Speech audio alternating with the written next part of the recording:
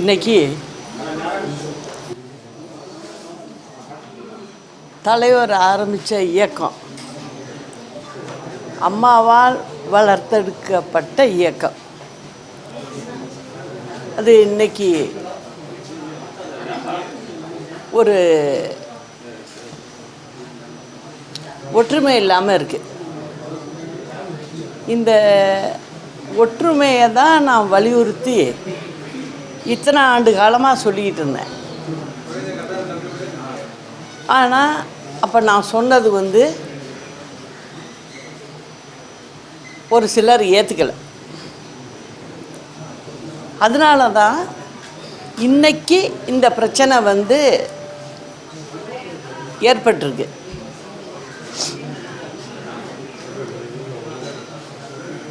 இந்த மாதிரி பிரச்சனைகள் கட்சியில் பொறுப்பில் உள்ளவங்க உடைய ஒற்றுமை, அந்த ஒற்றுமைப்படுத்தக்கூடிய அளவுக்கு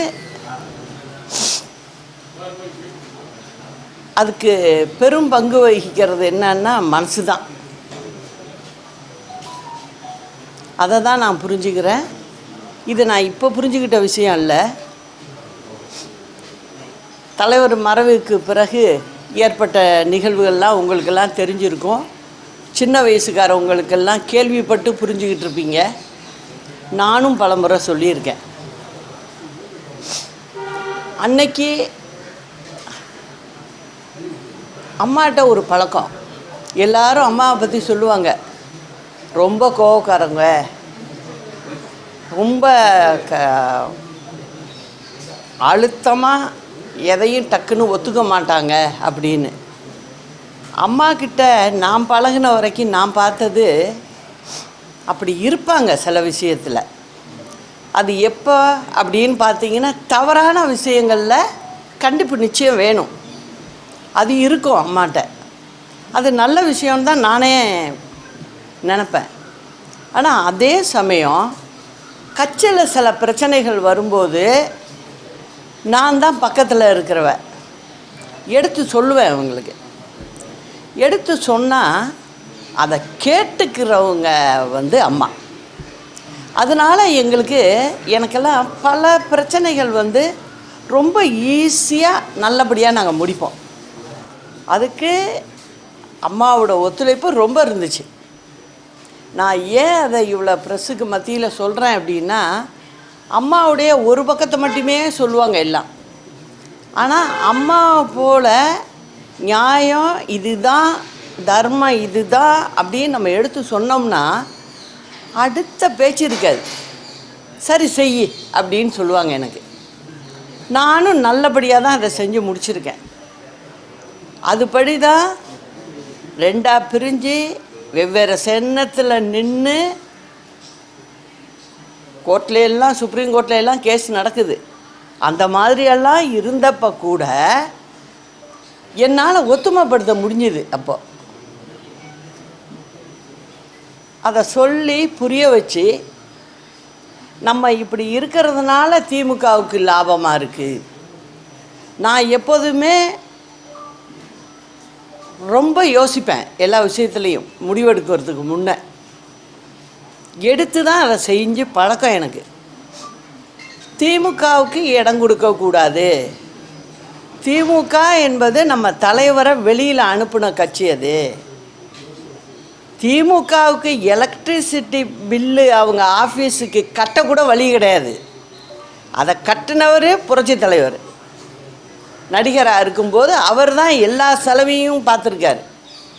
அவரையே கிள்ளுக்கிற மாதிரி தூக்கி போட்ட கட்சி இது. அதனால் இதுதான் தீய சக்தி அப்படின்னு எங்கள் தலைவர் எங்களுக்கு அடையாளம் காட்டியிருக்கார். அந்த நினப்பில் தான் அதிமுக வளர்ந்துருக்கு. எங்களுடைய இரத்தத்தில் கூட திமுக எதிர்ப்பு தான் ஓங்கியிருக்கோம். அது மட்டும் இல்லை, அதுக்கு பிறகு அம்மாவுக்கு துணையாக நான் இருக்கேங்கிறதுனால திமுக எந்தெந்த வழியிலெல்லாம் எங்களை கஷ்டப்படுத்தி இந்த அதிமுகங்கிறத அழிச்சிடணுன்னு முடிவு பண்ணி வேலை பார்த்தாங்க. அப்போ கூட நாங்கள் 2 பேரும் பெண்கள் தான். நாங்கள் கொஞ்சம் கூட தலைவணங்களை. என்ன பண்ணுவேன் நீ பண்ணு, கேஸா போடு அப்படின்னு சொல்லி ஃபேஸ் பண்ணவங்க. இப்போ 4 வருஷம் நான் உள்ளறையும் இருந்துட்டு வந்திருக்கேன் இயக்கத்துக்காக. இது எல்லாம் நடந்துச்சு.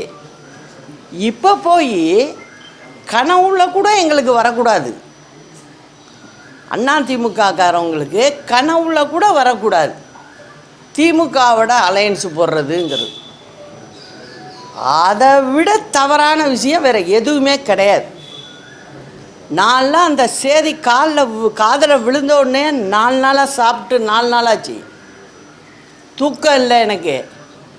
எப்படியெல்லாம் வளர்த்து வந்த கட்சி இது.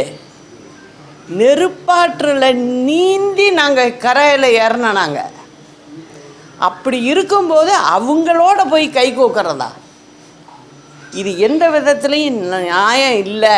அப்படிங்கிறதுல நான் என் மனசு தெளிவாக இருக்குது. இப்பயும் இருக்கும், நாளைக்கும் இருக்கும். இன்றைக்கி நான் டிவியில் நடந்த நிகழ்வு எல்லாம் பார்த்தேன். ஒரு சின்ன சந்தோஷமும் எனக்கு அதில். என்னென்னா, திமுக எதிர்ப்பு இருக்குது, எங்ககிட்ட உள்ளவங்கள்ட்ட இருக்குது அப்படிங்கிறதெல்லாம் எனக்கு அது பெருமை. அதே சமயம் எங்கள் ஆட்களுக்கு, எங்களுடைய இயக்கத்தை சேர்ந்தவங்களுக்கு நான் சொல்கிறது என்னென்னா, எல்லாரும் ஒத்துமையாகணும். இப்பயும் அதை தான் சொல்கிறேன். நம்ம எங்கே தவறு செஞ்சுருக்கோன்னா அந்த இடத்துல தான். அந்த இடத்துல ஒன்றாக இருந்திருந்தால் இன்னைக்கு எந்த ஆட்சி இருக்கும்? ஒவ்வொரு தொண்டனும் அதை நினைக்கிறாங்க. கீழே அதை செய்ய தவறி இருக்கிட்டீங்க. சரி, இப்போ கூட ஒன்றும் இல்லை. ஏன்னா நாங்கள்லாம் எல்லாத்தையும் பார்த்தோம். நாங்கள் அதாவது இந்த அளவுக்கு இந்த இயக்கம் இருக்குமா அப்படின்னு நினச்ச காலங்கள்லாம் இதே தமிழ்நாட்டில் இருக்குது, தலைவர் மறைவுக்கு பிறகு. அதனால் ஒன்றும் அழிஞ்சு போடுறது கிடையாது. எங்களுக்கு அந்த வில் பவர் இருக்குது. நாங்கள் மீண்டும் வருவோம், மக்களுக்கு செய்வோம் அப்படிங்கிறது எனக்கு 100% இருக்குது. நான் எதையும் விளையாட்டாகவே பேச மாட்டேன். ஆனால் இதுக்கு தேவை இப்போ ஒன்றே ஒன்று தான், ஒற்றுமை தான். அந்த ஒற்றுமை மட்டும் இருந்தால், எல்லோரும் ஒன்று கூடிட்டால், அதுக்கப்புறம் கடல் தான் அதிமுக. அதை யாரும் சுருக்கி எடை போட முடியாது. நிச்சயமாக சொல்கிறேன். அது எப்படி இருக்குங்கிறத நீங்கள்லாம் பார்ப்பீங்க, நிச்சயம் பார்ப்பீங்க. அதுக்கு உண்டான அறிகுறிகள் அத்தனையும் எனக்கு தெரியுது. நீங்கள் பார்த்தீங்கன்னா ஒன்றே ஒன்று, அதை தெரிஞ்சுக்கிட்டீங்கன்னா கூட போகும். எங்கள் இயக்கத்தில் உள்ளவங்க, அதாவது ஒரு பயிர் பண்ணியிருக்கீங்க, நெல் பயிர் பண்ணியிருக்கீங்க, அங்கே ஒரு நாற்று வளருது, அதில் உள்ள நெல்மணிகளோடு அது தூக்கி அந்த வெயிட்டை தாங்கி நிற்கிது. அந்த சமயத்தில் பெரிய புயல் மாதிரி காற்றடிக்குது. அந்த காற்றுல அது என்ன பண்ணுது? அந்த ஒரு நாற்று பண்ணுறத நீங்கள் செய்யுங்கன்ற என்ன செய்யுது? வளைஞ்சு கொடுத்து போகுது. அதனால் ஒரு விவசாயியை காப்பாற்றப்பட வைக்குது. அந்த நெல்மணி உதிராமல் பார்த்து ஒடிஞ்சு விடாமல் காப்பாற்றுது அந்த ஒரு சின்ன நாற்று. அந்த மனப்பான்மை மட்டும் இருந்தால் போரும், எல்லாத்தையும் சாதிக்க முடியும் அப்படிங்கிறத என் கருத்து. என்னை பொறுத்த வரைக்கும் இது ஒற்றுமைப்படுற நேரம். இதில் ஒற்றுமையோடு இருந்து நம்மளுக்கு முதல் எதிரி யார், அதை நம்ம ஃபேஸ் பண்ணணும். வருங்காலங்களில் தேர்தலில் அந்த வெற்றியை நம்ம வந்து நம்ம இருபெரும் தலைவர்களுக்கும் கொடுக்கணும் அப்படிங்கிறது தான் என்னோட ஆசை, என்னோட நினப்பு. அதுதான். அதனால் எப்போதுமே நான் வந்து தொடர்ந்து நான் பெங்களூர்லேருந்து வந்ததுலேருந்து சொல்லிகிட்டு இருந்தது தான். அதை கேட்காம சில முடிவுகள் தப்பாக ஆகிருக்கு. தப்பை திருத்திக்கிறதும் நம்ம கையில் தான் இருக்குது. அப்படிங்கிறத சொல்கிறதுக்காக தான் உங்களை எல்லாரையும் வர சொன்னேன். உங்களுக்கு எல்லாமே என் மனசில் இருந்ததை சொல்லிட்டேன். இதுதான் எங்கள் இயக்கத்தில் காலகாலமாக இருக்கிற தொண்டர்களுக்கு ஒரு பாதுகாப்பு, எல்லோருக்கும் நல்லது, பொதுமக்களுக்கும் நல்லது. அதை சிந்தித்து எல்லாரும் செய்யணுன்னு தான் என்னோட ஆசை. அதுக்கு நான் முழுசாக நான் என் மனசில் எந்த வித பிரிவினையும் கிடையாது அப்படிங்கிறதையும் நான் சொல்லிக்கிறேன். இது வந்து காலத்தின் கட்டாயம். அது நம்ம வந்து ஒன்றிணைந்து செயல்படணுங்கிறது தான். வேறு எல்லாத்தையும் மறந்துடுங்க. இப்போ நாங்கள் அப்படி அம்மா மறந்து செஞ்சது தான் எங்களுக்கு நல்லதாக வந்தது. நாங்கள் ஏற்கனவே இதை நான் கண்கூட பார்த்தவன். ஆரவி வீரப்பனை போல் ஒரு எதிர்ப்பு, அம்மா எதிர்ப்பு வேறு யாருமே இல்லை. உங்களுக்கெல்லாம் தெரியறதுக்கு வாய்ப்பு இல்லை. நான் சொல்கிறேன், பக்கத்தில் இருந்தவன். ஆரவி வீரப்பன் வந்து அம்மாவை வைக்கக்கூடாது, மெம்பராக கூட இருக்கக்கூடாது, கொள்கை பிறப்பு செயலாளராக அம்மா இருக்காங்க அப்படின்னு சொன்னவர். திருப்பி என்ன ஆச்சு? காலம் மாறுது, தலைவர் மறைவு, எல்லாம் நடக்குது. அதுக்கு பிறகு அம்மா வந்து பிரிஞ்ச கட்சி ஒன்றிணைஞ்சு பொதுச் செயலாளர் ஆகுறாங்க. அப்போது எலெக்ஷன் வருது, எல்லாருக்கும் சீட்டு யார் யாருக்கு என்னென்னு கொடுக்குறாங்க. ஆரம் வீரப்பனுக்கு கொடுக்கல. ஏன்னா அம்மாவுக்கு அந்த கோபம். நான் என்ன பண்ணேன், சரி இருக்கட்டும் அப்படின்னு சொல்லி வேறு ஒன்றும் நான் சொல்லிக்கல. நீங்கள் 2 தொகுதியில் நின்றுங்கன்னு மட்டும்தான் சொன்னேன். அதுலேயும் ஒரு சூட்சமாக வச்சு தான் நான் சொன்னேன். 1 2லையும் ஜெயிப்பாங்கன்னு எனக்கு தெரியும். 1 வந்து ரிசைன் பண்ணி ஆகணும். சரி, நம்ம பின்னாடி அம்மாவை சரி பண்ணி அதில் அவரை நிற்க வச்சுக்கலான்னு நினச்சேன் அன்றைக்கி. நான் அதை நான் வந்து செஞ்சேன். அவரை வந்து நாங்கள் அங்கே நிற்க வச்சு காங்கேயத்தில் வெற்றி பெற வச்சோம். சரி, அடுத்தது கவர்னரை பார்க்க அம்மா கிளம்புறாங்க. மினிஸ்டர்ஸ் லிஸ்ட்டு, கேபினட் லிஸ்ட்டை எடுத்துக்கிட்டு புறப்பட போகிறாங்க. யார் யாருக்கு என்னென்ன துறை எல்லாம் போட்டாச்சு. பூஜை ரூமில் வச்சு கொண்டு வந்து கொடுத்து கையெழுத்து போட்டு கவர்லையும் போட்டாச்சு. இன்னும் 10 நிமிஷத்தில் அம்மா புறப்படணும். எனக்கு தெரியும் வேறு பேர் இல்லைன்னு. உக்காந்தேன் பக்கத்தில். எல்லாம் ரைட்டு, நல்லதோ கெட்டதோ அவர் தலைவர்கிட்ட மேனேஜராக இருந்து அவருக்கு நம்பிக்கைக்கு உரிய கடைசி வரைக்கும் இருந்திருக்கார். உங்கள் மேலே ஏதோ அவருக்கு ஒரு வருத்தம், நம்மளை விட சின்ன வயசு, இந்த அம்மா வந்து கட்சியில் மேலே வருது அப்படின்னு நினச்சிருக்கலாம். அது அவருடைய அறியாமைன்னு தான் சொல்லணும்.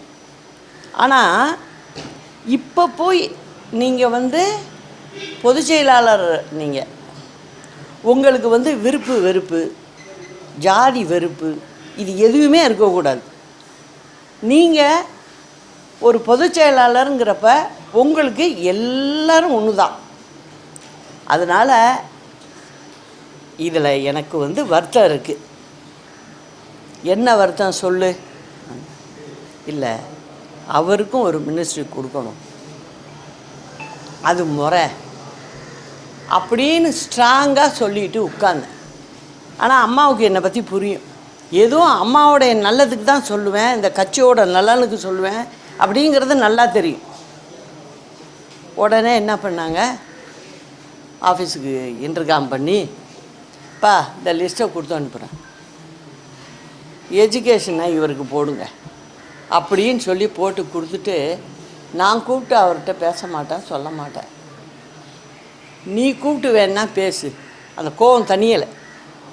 அவங்க கவர்னர் மாளிகை போயிட்டாங்க. அதுக்கப்புறம் வீட்டிலேருந்து ஃபோன் பண்ணி சொல்லி அண்ணனை வீட்டுக்கு வர சொல்லுன்னு சொல்லி அவர்கிட்ட உட்காந்து 1/2 மணி நேரம் பேசினேன். அண்ணன் இந்த மாதிரி ஒரு வருத்தம் அம்மாவுக்கு இருக்குது மனசில், அதனால் இப்போ உங்களுக்கு எஜுகேஷன் மினிஸ்டர் போட்டு எடுத்துகிட்டு போயிருக்காங்க, அதனால் நீங்கள் பழசெல்லாம் மறந்துட்டு அவங்களுக்கு உதவியாக நீங்கள் அரசாங்கத்தில் மந்திரியாக இருந்து நல்லபடியாக இந்த அரசாங்கத்துக்கு நல்ல பேர் வர்றாப்புல செயல்படுங்கண்ணே போகிறோம் அப்படின்னு சொன்னேன். உடனே எந்திரிச்சு அவர் மனசே குத்திடுச்சு. ஏன்னா என்னுடைய கணவர் இவருக்கு இப்படி அது, ஏன்னா அம்மா கூட நாங்கள் பழகிறோன்னு, அதனால் அவர் என்ன சொல்கிறாரு, அம்மா உங்களுக்கும் பர்சனலாக நான் சில தவறுகளை பண்ணிட்டேன், அம்மாவுக்கும் நான் பண்ணிட்டேன், ஆனால் நான் இப்போ இந்த மந்திரி வரும் நான் எதிர்பார்க்கவே இல்லை. அவரே ஸ்டன்னாகி நின்றுட்டார். அதனால் நிச்சயம் நீங்கள் சொன்னபடி நான் நடந்துக்கோம்மா, ரொம்ப நன்றிம்மான்னு சொல்லிட்டு போனார். ஸோ அந்த மாதிரியெல்லாம் இந்த இயக்கத்தில் நான் செஞ்சவ எந்த வித பிரதிபலனையும் எதிர்பார்த்ததே கிடையாது. எனக்கு கண்ணுக்கு தெரியறது அம்மா மட்டும்தான். அவங்களுக்கு என்ன பிரச்சனை வந்தாலும் அதை நகர்த்தி அதை கரெக்டாக கொண்டு போகணும் அப்படிங்கிறத மட்டும்தான் என்னுடைய வேலையாக நான் பார்த்துக்கிட்டு இருந்தேன். அதனால தான் இப்போ நடக்கிறதெல்லாம் பார்த்ததும் ரொம்ப மனசு புண்பட்டு போயிருந்தது. அதுக்கு இன்றைக்கி மற்றவங்களும் வெளிப்படையாக பேசி சொல்லிட்டாங்க, சொன்னது நல்லது. அதனால் எல்லாரும் ஒற்றுமையாக இருந்து செயல்பண்ணுங்கிறது தான் என்னோடய ஆசை. அதுக்கு நான் முழுமையாக யாரையும் வெறுக்கவோ இல்லை எல்லாரையும் அணைச்சி போகணுன்னு நினைக்கிறவ, அதை எல்லாரும் புரிஞ்சுக்கணும். இந்த இயக்கத்தோடைய பாரம்பரியத்தை புரிஞ்சுக்கணும். யார்னால் தொடங்கப்பட்டது, யார்னால் வளர்க்கப்பட்டது, அதனால் மக்களுக்கு எவ்வளோ பயன் நம்ம கொடுத்துருக்கோம் அப்படிங்கிறத நினச்சி எல்லாரும் ஒன்றிணைந்து செயல்படணும். அதுதான் எனக்கு வேண்டியது. அதனால் அதை எல்லாரும் சேர்ந்து செய்யணும். எல்லாரையும் யாருமே வெளில போனவங்க யாருமே வெளில விடக்கூடாது. எல்லாரையும் ஒன்றிணைச்சு நம்ம செயல்படணும். இது நாட்டு மக்களுக்காகவும் சொல்கிறேன், கழக தொண்டர்களுக்காகவும் சொல்கிறேன். அதனால் எல்லாரும் ஒருங்கிணைங்கிறது தான் இது வழியாகவும் நான் சொல்லிக்கிறேன். நிச்சயமாக இருக்குது. நான் இது இப்போ சொல்லலை, ஆரம்பத்திலே நான் சொல்லிக்கிட்டு இருக்கேன். ஏன்னா இந்த கட்சி எப்பெல்லாம் பிரச்சனைக்கு போகுதோ அது நல்ல மனுஷன் ஆரம்பித்த கட்சி. இது நல்ல மனதோடு ஆரம்பித்த இயக்கம். இது ஏழைகளுக்குன்னே ஆரம்பித்த இயக்கம். இது என்றைக்கும்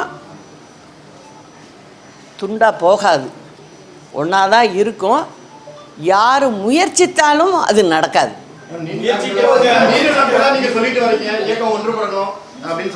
ஆமாம், நான் தான் சொல்கிறேனே, அதுக்கும் நான் முயற்சி நிறைய பண்ணேன்.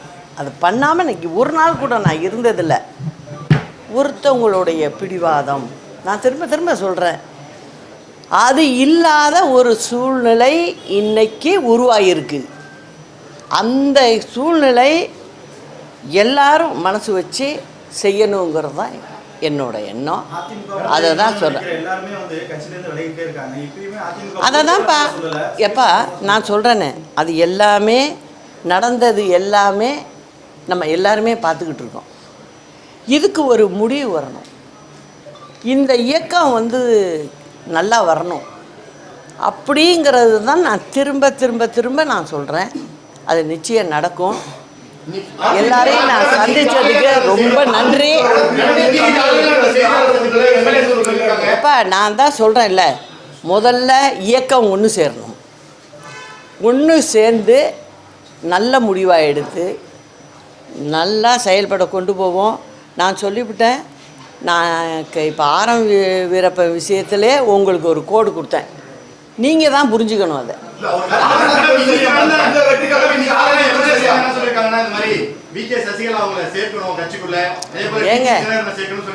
ஏங்க நான் என்ன சொல்கிறேன், எங்கள்கிட்டேருந்து வெளில போனவங்க யாராக இருந்தாலும் நான் சேர்க்க முயற்சிப்பேன்னு தான் நான் திரும்ப திரும்ப சொல்கிறேன். வெளியில் போனவங்களையும் சொல்கிறேன், நான் எல்லாரையும் வேறு கட்சிக்கு கூட போயிருக்கலாம், அதை பற்றி இல்லை, எப்படி வேணாலும் பண்ண முடியும், வேறு கட்சிக்கு கூட போயிருக்கலாம், யாராக இருந்தாலும் சொல்கிறேன். நிச்சயமாக நல்லது நடக்கணும். எல்லாருமாவே சேர்ந்து உங்களை எல்லாரையும் ஒன்றாக கூப்பிட்டு நிச்சயம் பேசுகிற நாள் மிக விரைவில் வரும், நல்லது நடக்கும்.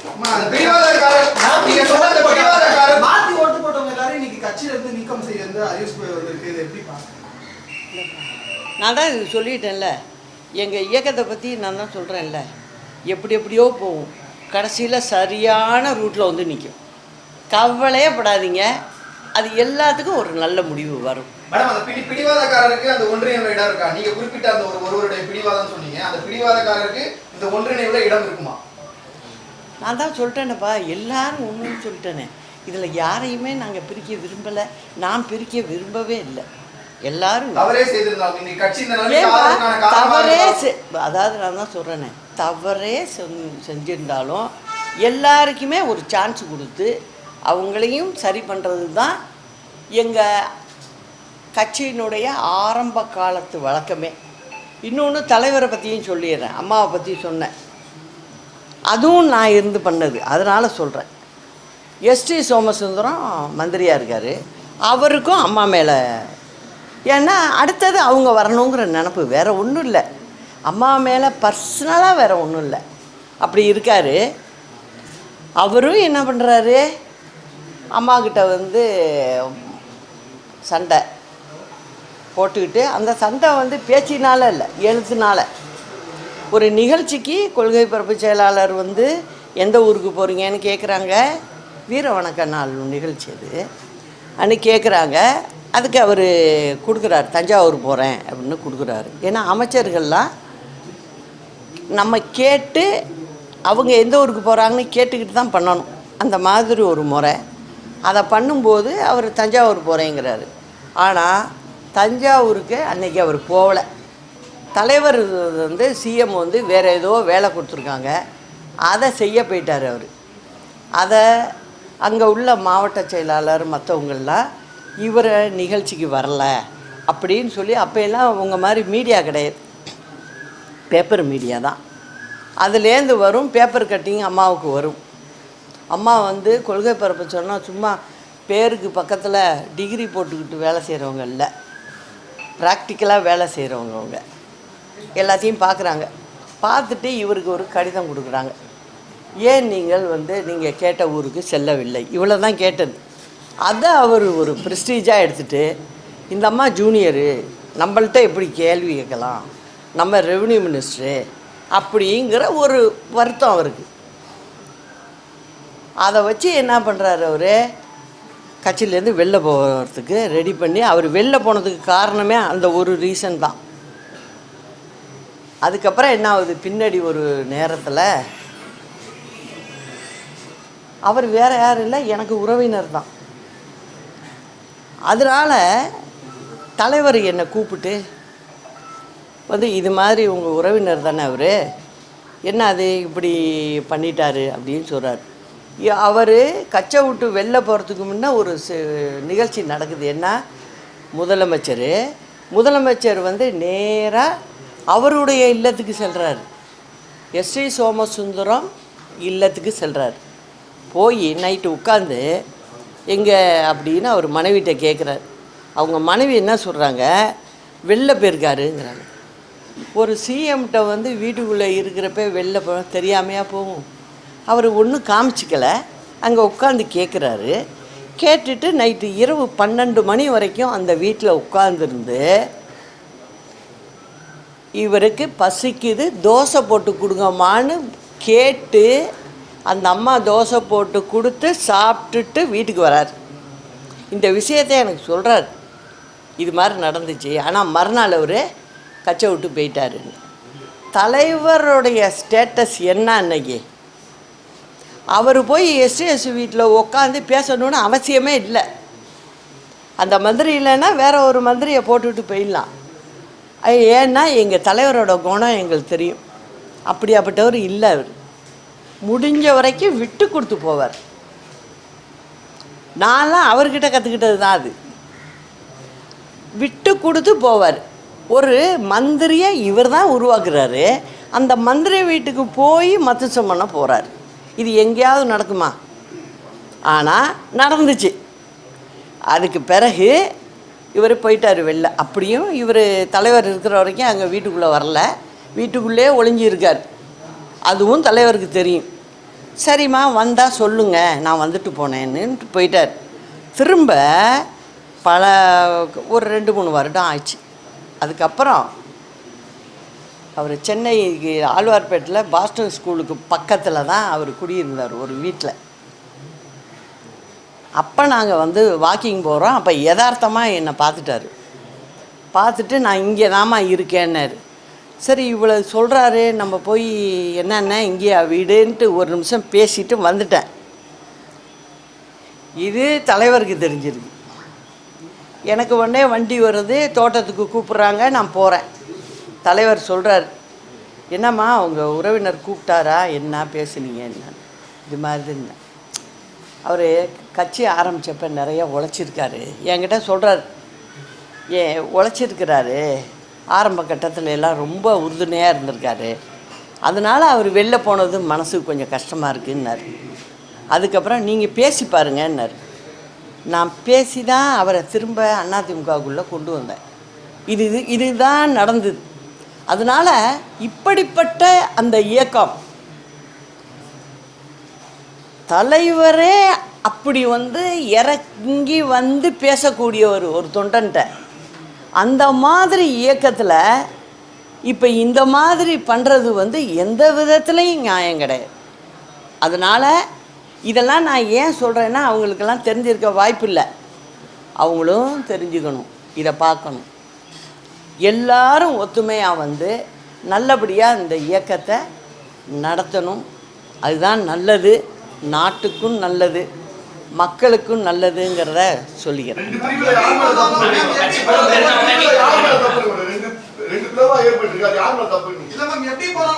எப்படி போனாலும் இதை சரி பண்ண வேண்டிய நேரம் இது.